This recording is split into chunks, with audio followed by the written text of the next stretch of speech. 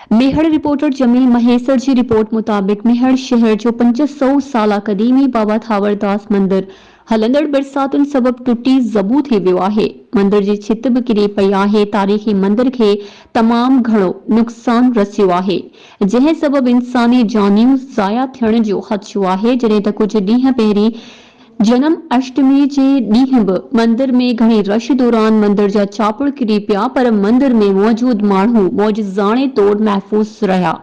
उन सिलसिले में सहाफ़ियुनि सां ॻाल्हाईंदे हिंदू पंचायत मेहड़ जे सदर नानक राम, दिलीप कुमार भोजवाणी, डॉक्टर हेमन राय, राजकुमार मोनवाणी, राकेश कुमार, अमित लाल गंजाई, राजा धर्मा, doctor Govinda Bhojwani, executive committee जे मेंबरनि कन्हैया लाल सोनारो नानक राम चयो त हुननि आला अमलदारनि खां मुतालबो कयो आहे त मेहड़ जे तारीख़ी मंदिर जी जल्द खां जल्द मरम्मत कराए बेचैनी ख़त्म कई वञे।